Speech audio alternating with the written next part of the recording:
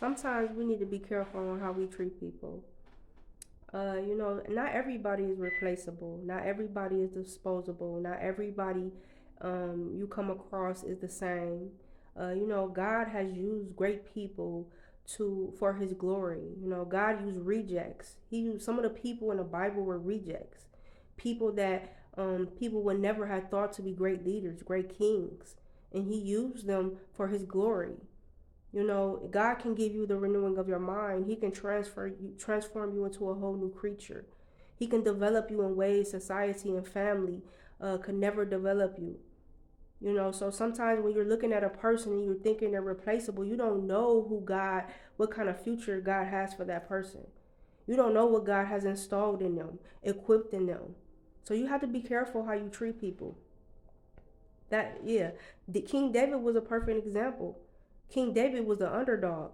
Everybody rejected him. His family would have never thought King David would become a king, a great leader, write songs, write the book of Songs. They never would have thought that.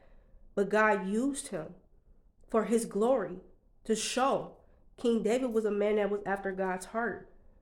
So God knew where to turn to. God knew who to use to for His glory.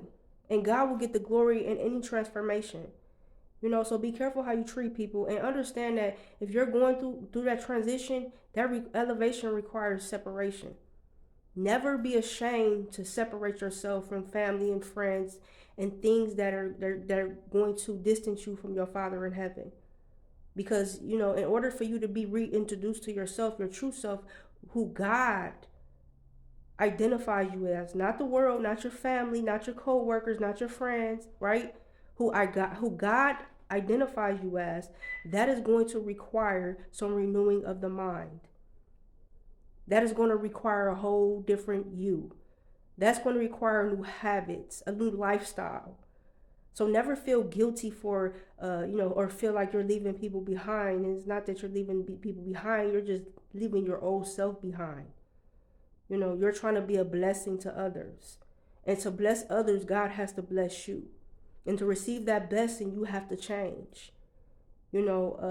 Elevation requires change. It requires pruning. So always be careful how you treat people.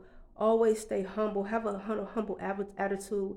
Everybody is not disposable. Everybody is not replaceable.